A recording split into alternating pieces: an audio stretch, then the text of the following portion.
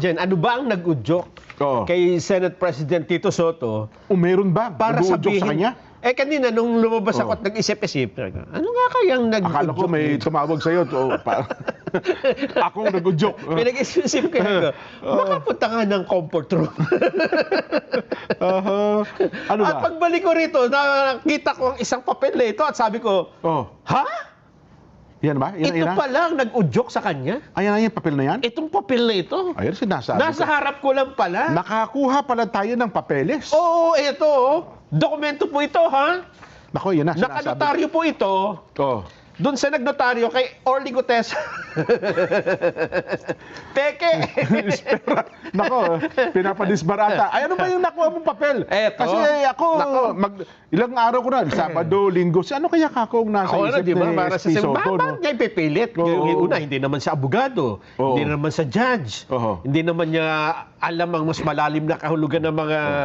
Ay, baka nga kaya ang dahilan sapagkat hindi sa abogado, kaya sa tutol. Hindi! Kasi kung ganun lang, parang sinabi niya, ipapahiya akong sarili ko? Aba, hindi naman pa pwede. Oo nga, no? Ito pala ang malalim na dahilan. Bako. Malalim pala ang dahilan yan. Kumbaga sa chess dyan, di ba, may titirang, makakain ng kabayo mo yan. mati para ka bang, dyan. mayari yan. Pag kinain mo pala yung kabayo na yon, yung kumbaga sa pinatulan mo, mati ka pala. Bako. Isang move, Yan mati. ang sinasabi ko. Uwian na. Ganun pala. Ibig sabihin, Jen, hindi naman, di ba, merong tinatawag na matalino. Merong mautak. Merong tuso. Meron pa isa street smart. Ay, yung street yun eh. Sa kalsada. Ito. Tuso to, tuso. Tuso? Ano ibig sabihin ng tuso? Meron siyang projection na hindi mo makikita kung hindi ka pupunta ng comfort room at mag-iisip na malalim. Diyan sa dokumentong hawak mo ngayon, Son. Naku, ito na nanindigan balahibo ko, Son, ha? Eto na. Ngayon lang ako nangyari sa buhay ko ito. Live na live tayo dyan, ha? Ito pala. Kapag ka pala nakakuha siya ng simpatsya, Jen. Nako! Kasi di ba kukuha ng simpatsya eh. Siyempre, para suportahan ka ng mamamayan. Siyempre, may mga gano'n. Ngayon, may nakikita na ako, may narinig na ako eh. Na sumusuporta sa kanya. Yan na. Ang sabi niya kasi, binago nila yung konstitusyon. Tama, Di ba? Yun ang sabi niya. Judicial amendments ka rin nangyari. Pakibalik mo nga yung sinabi niya. Binago nila eh. Kung ganoon, pwede naman palang baguhin yung konstitusyon. Baguhin na natin ngayon. Ayun. Charter change pala ang pinakalundo ng kanyang mga sinasabi ngayon. Ayun. Kasi yan nga, conduct, introducing the rules of corporate follow, yan, legislative branch, etc., etc., judicial legislation daw. Malinaw na ang ginawa ng kataas-taasang hukuma na isang judicial legislation. At kaugnay niya sa Tagalog. Ito, pakinggan natin yung isa ng sinabi. Meron siyang sote, ha? Pakinggan natin yung isa pa niya sinabi. Kailangan ma-retire na muna itong mga Supreme Court Justices na to para magbago kaisipan. Kasi unanimous, wala man lang dissenting opinion, wala man lang opinion otherwise na meron sinabi na ganito, kaya ako bumoto, explanation, wala man lang eh. So nakakapagtaka eh. Baka nga it will take years, mga retirement, bago tayo sana makakilos at mailagay natin uli sa lugar sa konstitusyon. Kung hindi nila ako, ayoko ng CONCON, ayoko ng Constituent Assembly, pero pagka ganyan ang usapan, payag na ako. Pagka ganyan ang usapan, payag na ako. Ano yung sinasabi niya? Yung Constitutional Assembly o yung CONCON o pagbabago ng saligang batas. Charter change So tayo magkakaroon ngayon ng initiative na baguhin ang saligang batas, and therefore, I conclude na ito ang kanya talagang isinusulong kung bakit niya binanggit yan. Ganon? Oo, tsa-tsa. Para baguhin. Anong mangyayari? Di ko anong mapagkasunduan nila doon, di ba? Nga no. Tapos, ang matindi pa, sinuportahan yan. Alam mo ba kung sino? Sino? May sumuporta dyan, pare ko. Hindi ka ba bibig? Oh. Nakakagulat yan. Dating DOJ Secretary at ngayon ay Ombudsman Boyeng Rimulya, Ha? yun ang kanilang target ngayon. Naku po. Mukhang may nakikita daw sila na cha-cha-cha, si Leti Ramos siya, cha-cha-cha. Wala na yun na. Wala na pala. Oo nga, Yun, no? di ba? Kailan ba natin binasa yung balita na yan? Oh, Parang kanina lang umaga. Kaninang umaga. Oo. Baka lang yun nga ang... Teka, sasanapin sabi. ko yan, ha? Oo. Bakit wala kasi sa atin? sa dami ng magre-react at magkokomento, may kinalaman sa charter change, aba, ang atin pa pong tanod bayan. Eto ang sabi niya. O, sabi? Binatikos ni Ombudsman Crispin Rimulya Oh, yan. ang desisyon ng Korte Suprema Nakita mo na? na idineklarang unconstitutional ang articles of impeachment laban kay Vice President Sara Duterte. Oh.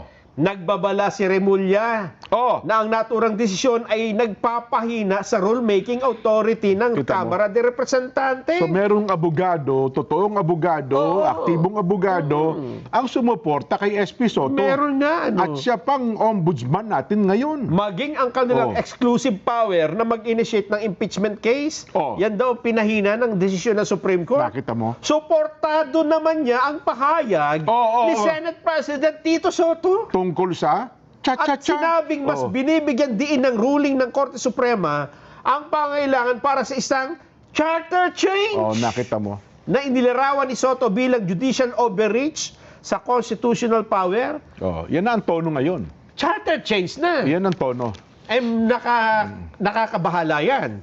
Kasi ang sabi ng iba dyan, ha? Oh, Kung oh. bakit isinusulong ang impeachment kay BP Sara, Oho. ay para wag siyang makatakbo sa 2028 elections. Yes. So kung nagtagumpay ang impeachment, walang Sara Duterteng pwede kumandidato.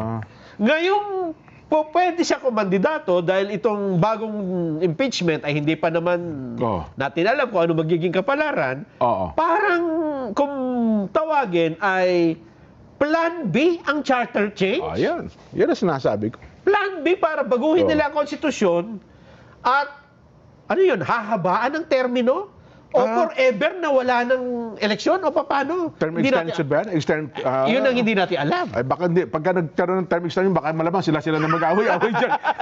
Sila-sila na yan. Eh, di ba? Oo. Bakit na? O babaguhin ang forma ng gobyerno? Di, Hindi ako na naman. presidential, ano na, parliamentary na. Di ako, Nelson, alam mo, pinalutang lang yan. Ako, ang analysis ko lang dyan, kaya pinalutang ito, di ba nung nakaraan, hindi nagtagumpay eh. Oo. Ang tawag, bumabalik pa rin sa issue ng flood control. Oo nga. Ngayon, ang impeach na punta sa Chacha, Oh, bakit?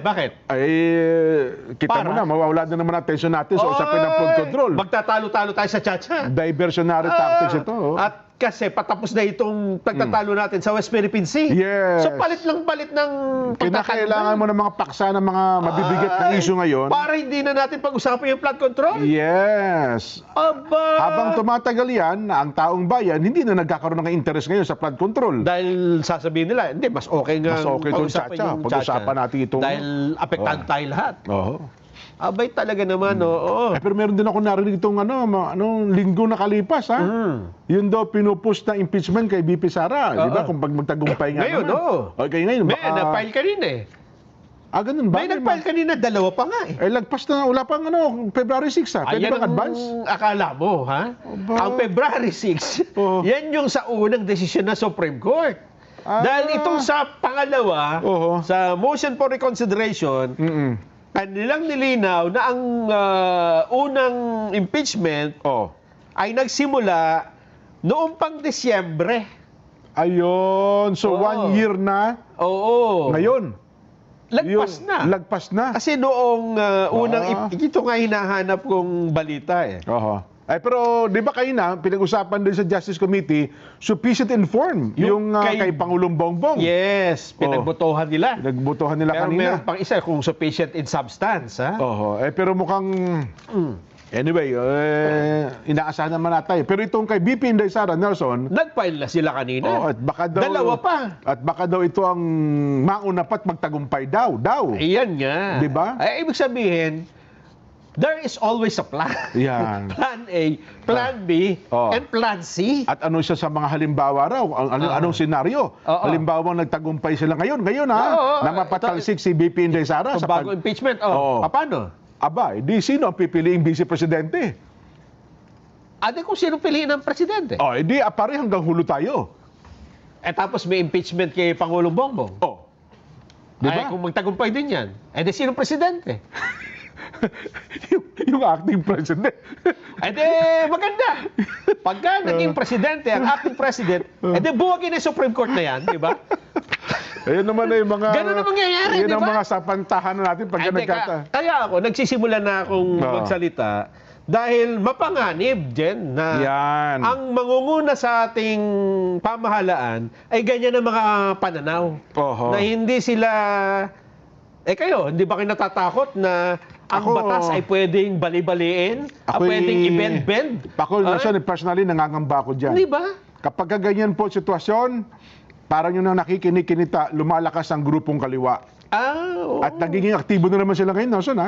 At yung mga propagandista, lagi mo nakikita sa Kongreso, aktibong-aktibo sila ngayon. Yun. Ang epekto niyan, nako, sa mga grassroots, sa mga may hirap na lugar, Oo. ikot na naman ang ikot ng mga yan. Kaya nga daw nila sinusuportahan yung tong impeachment na ito. Oho.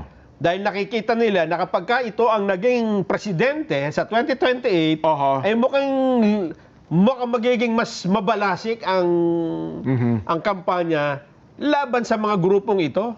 Nako. Oo. Yun na nga po. Kaya ako, sabi ko nga, sana magpakaisip na mabuti itong mga politiko natin. Ano, kung meron kayong personal na interest, huwag niyong pahinain yung mga institusyon na tinatakbuhan ng taong bayan. Yes. 'Di ba? Kasi kapag pinahina niyo po yan, hindi na sila tatakbo sa korte. Tatakbo ho yan sa bundok. Yun nga. 'Di ba? At saka ang implication nito, kasi kung minsan dapat nag-iisip din tayo ng ano magiging consequence nito eh. Oho. Kung ikaw, Supreme Court na ang nagdesisyon, sinabi mo na hindi tama. Paano pa yung ordinaryong mamamayan na hindi rin nakakaalam ng mga batas at ang desisyon ng isang lower court ay hindi pabor sa kanya, lahat yan ang sasabing, nako, Ay, oo. wala nang katarungan sa Pilipinas. Yun ang nakatatakot na sitwasyon. Huwag sanang mangyari. Ayan Nelson. magiging larawan natin, No. di ba? Sabi Puro ko nga tayong sa'yo. kaguluhan. Sabi ko nga sa'yo, maraming mga tao natutuwa kapag ganyan. Humihina yung mga institusyon natin.